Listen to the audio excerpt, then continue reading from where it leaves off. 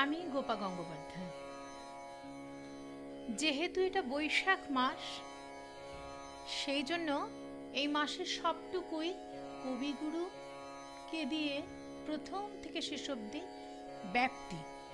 এই মাসের সবটুকু কথা, চলা, বলা, যা কিছু করাই সবই রবীন্দ্রনাথ কেন্দ্রিক। এই রবীন্দ্র মাসে তাই যখন কোনো একটা প্রোগ্রাম এসছে লকডাউনের মধ্যে, পৃথিবীর এখন গভীর অসুখের জন্য চলছে লকডাউনের মধ্যে এসে গেছে কবি মাস। এই কবি মাসে আমরা যা হোক একটা অনলাইন প্রোগ্রাম হচ্ছে। প্রোগ্রামে প্রথমে আমি রবীন্দ্রনাথের চিঠি পড়ব, স্ত্রীকে লেখা চিঠি, তার ছুটিকে লেখা ছুটি।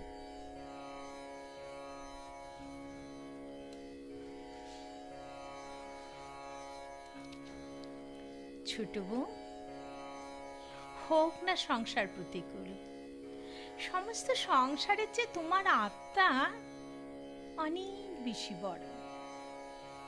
আজ যাহার কাছে হার মানিয়া কান্নাকাটি করিতেছ, হঠাৎ দেখিবে তাহা স্বপ্নের মতো মিথ্যা, সে ধোঁয়ার মতো তোমাকে আচ্ছন্ন করিয়া রাখিয়াছে। এই ধোঁয়া বাহির হইতে দেখিতে প্রকাণ্ড, কিন্তু তোমার মধ্যে যে মৃত্যুহীন শিখাটি রহিয়াছে, তাহা চোখে দেখিতে ছোট হইলেও পর্বত প্রমাণ ধোঁয়ার চেয়ে বড়। আমি পুনশ্চ বলিতেছি, তোমার দুঃখ অবসাদ যতই প্রবল হোক না কেন, তোমাকে তাহা যতই পীড়া দিক না কেন, তবু আমি তাহাকে তুচ্ছ বলিয়াই মানিব। তাহার দ্বারা তুমি নিজেকে ছোট করিয়া দেখিও না। অন্তরের মধ্যে নিজের মহত্বকে ধ্রুবরূপে অনুভব করো এবং ঈশ্বরের সঙ্গে তোমার নিত্য সম্বন্ধকে অন্য সকলের চেয়ে সত্য করিয়া অনুভব করিতে চেষ্টা করো। হাল ছাড়িয়া দিলে চলিবে না। তুমি জয়ী হইবেই, তীরে উত্তীর্ণ হইবে, রক্ষা পাইবে, ইহা ধ্রুব নিশ্চয় জানিও। তোমার জীবনের ইতিহাস একলা কেবল তোমার নহে, ইহার মধ্যে সমস্ত জগতের মঙ্গল ইতিহাস আছে। অতএব বিশ্বেশ্বর তোমাকে নষ্ট হইতে দিবেন না। তোমার অন্ধকার ব্যর্থতা বেদনা সমস্ত বিশ্বের তপস্যার ইন্ধনকে যোগাইতেছে। তুমি কেবলমাত্র একটি অন্তঃপুরের গৃহকর্মরতা অখ্যাত রমণী নহ, তুমি বিশ্বের মানুষ, তুমি ঈশ্বরের আপন। শুধু তোমার বাণী নয় গো হে বন্ধু, হে প্রিয়, মাঝে মাঝে প্রাণে তোমার পরশ খানি দিও। সারা পথের ক্লান্তি আমার, সারা দিনের তৃষা কেমন করে মিটাবো যে, খুঁজে না পাই দিশা। এই ছোট বউ তথা ছুটির মৃত্যুর পর রবীন্দ্রনাথ দীনেশচন্দ্র সেনকে লিখিয়াছেন, ঈশ্বর আমাকে যে সুখ দিয়াছেন তাহা যদি নিরর্থক হয়, তবে এমন বিড়ম্বনা আর কি হইতে পারে। ইহা আমি মাথা নিচু করিয়া লইলাম। যিনি জীবনের দ্বারা আমাকে নিয়ত সহায়বান করিয়া রাখিছিলেন, তিনি মৃত্যুর দ্বারাও আমার জীবনের অবশিষ্ট কালকে সার্থক করিবেন। তাহার কল্যাণী স্মৃতি আমার অবশিষ্ট কালকে সমস্ত কল্যাণ কর্মেও নিত্য সহায়তা হইয়া আমাকে বলদান করিবে। তখন নিশ্চিত রাতে গেলে ঘর হতে যে পথ চলনি কভু, সেই অজানা পথে যাবার বেলায় কোনো বলিলে না কথা। আজ শুধু এক প্রশ্ন মোর মনে জাগে, হে কল্যাণী, গেলে যদি, গেলে মোর আগে, মোর লাগি কোথাও কি দুটি স্নিগ্ধ করে পাতিয়া রাখিবে শয্যা চির সন্ধ্যা তরে।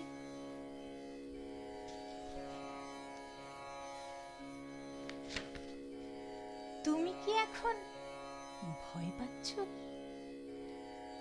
মৃত্যু ভয়?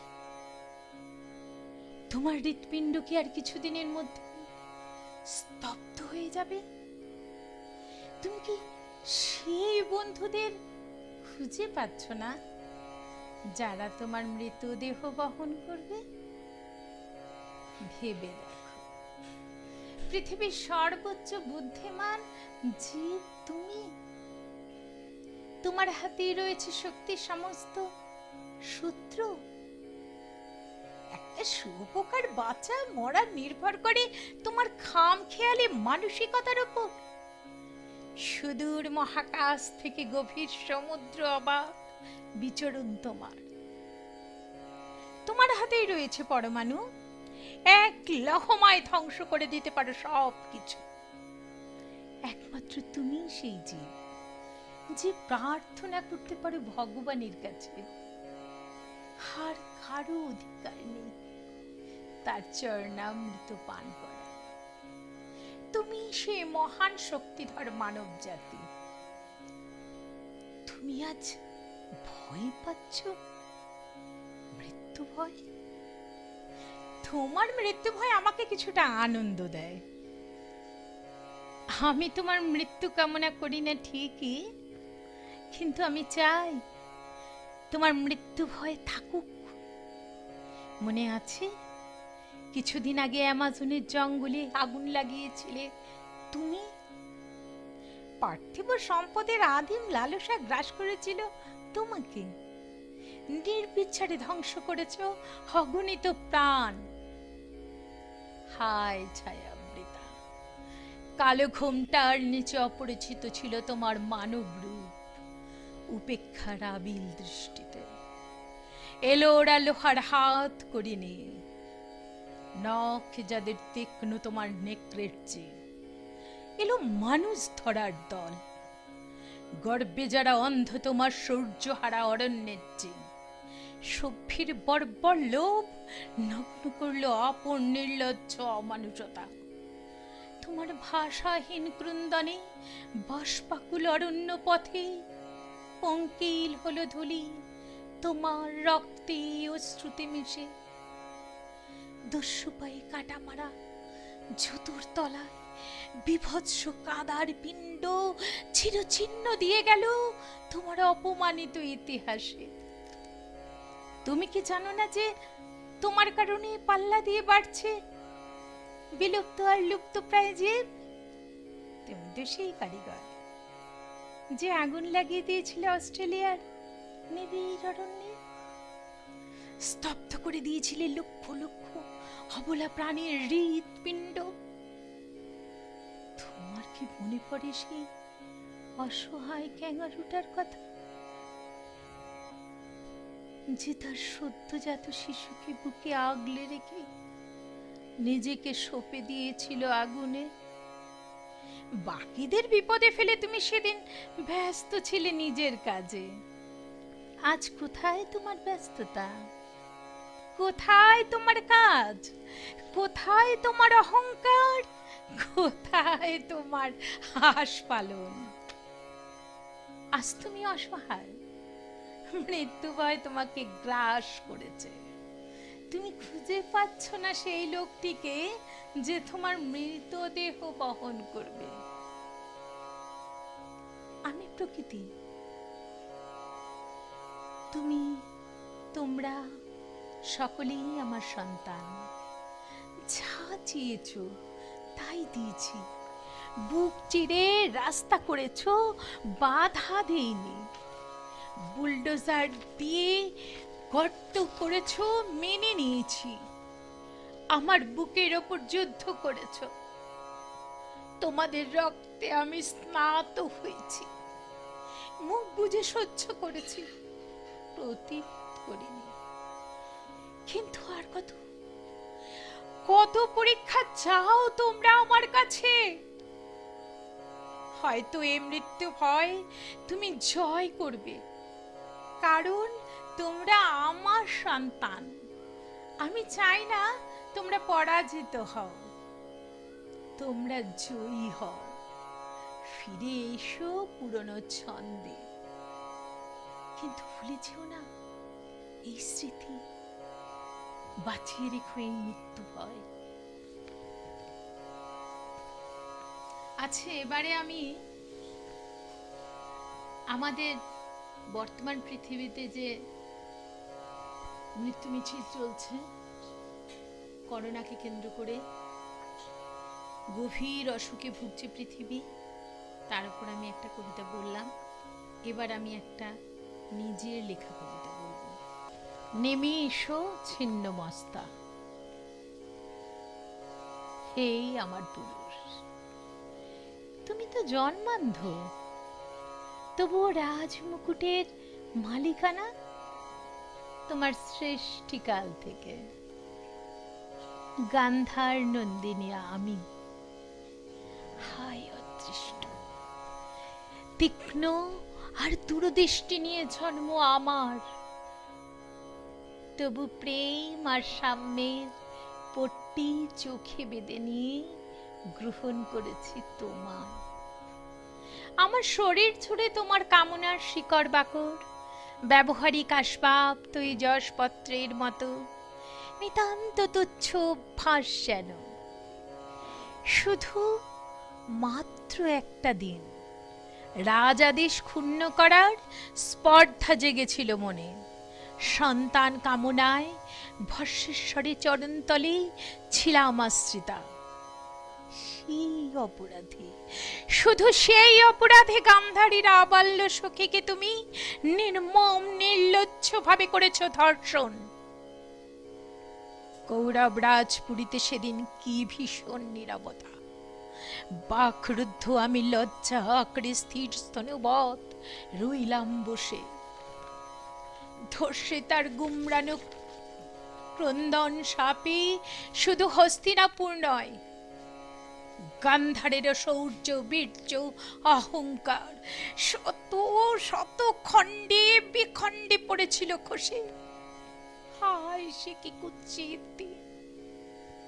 পুরুষ, তোমার ক্রোধানল দাও দাও, কি অসহ্য উত্তাপ! পুরাতে হবে গান্ধারীর সব স্বাভিমান।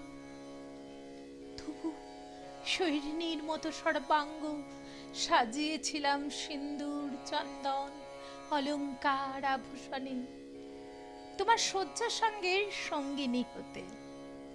আমার তোমার সঙ্গমে জন্মে দুর্বৃত্ত কৌরব বংশ। স্নেহ আর পীযুষ দানের ঋণ শোধ হয় কুলবধূর বস্ত্র হরণে। পথে ঘাটে ঝোপের আড়ালে কিংবা রাতের আধারে উগ্রকাম শৃগালের পাল নিঃসংকোচে চেটেপুটে খায় দুঃশলার শরীর।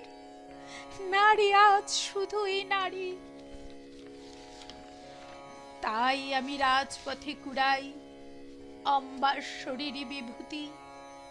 পরশুরামের কুঠারির আশায় যুগ যুগান্তর করি ধ্যান। দ্রৌপদীর অভিসম্পাতে করি স্নান। পৃথিবীর বুকে নেমে এসো জননী ছিন্ন মস্তা। অন্তত একবার নপুংসক পুরুষের ধ্বংসের ধ্বনি জাগরুক হোক আকাশে বাতাসে। এবার আমি আমার শেষ প্রোগ্রামটা শুরু করেছিলাম আমি রবীন্দ্রনাথকে দিয়ে, এবং শেষও করব তাকে নিয়ে। চিঠিটির সঙ্গে এই চিঠিটির বিষয় আমায় একটু বলে নিতে হবে। রবীন্দ্রনাথ তখন নোবেল পুরস্কার পেয়েছেন।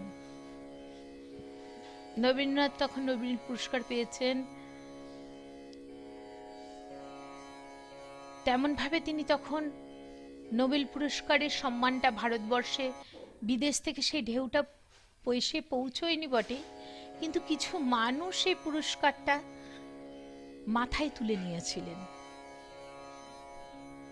রবীন্দ্রনাথের যে কোনো একজন শুভাকাঙ্ক্ষী তাকে নোবেল পুরস্কার পাওয়ার পর একখানি চিঠি লেখেন, একখানি কাপড় উপহার পাঠিয়ে সঙ্গে একখানি চিঠি লিখেন। জবাবে রবীন্দ্রনাথ লিখছেন, কল্যাণী আসু, তোমার কাপড়খানি পেয়ে আমি খুব খুশি হলাম, নিশ্চয় ব্যবহার করব।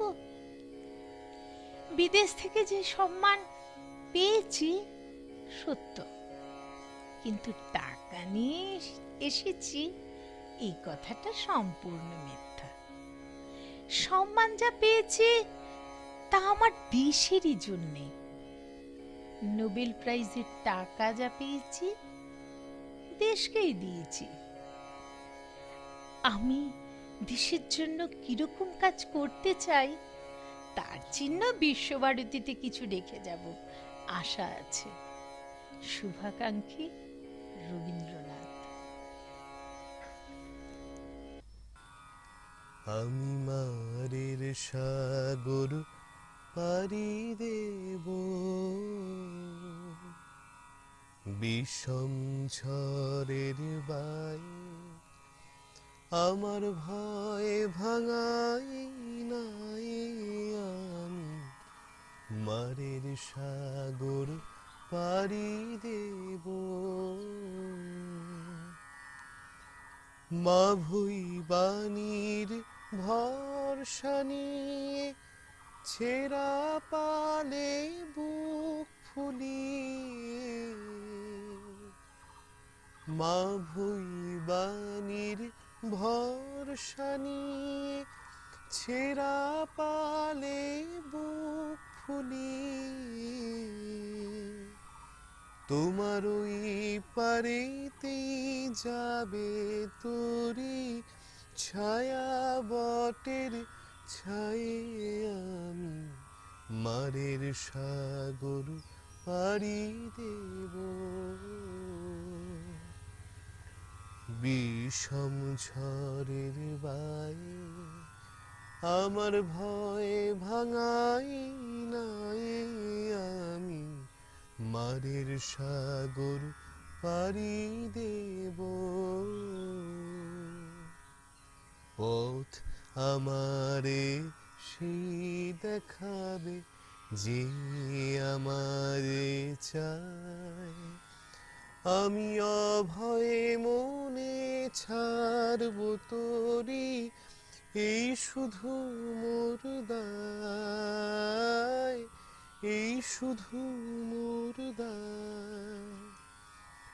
দিন ফুরালে জানি জানি পৌঁছে ঘাটে দেব আনি।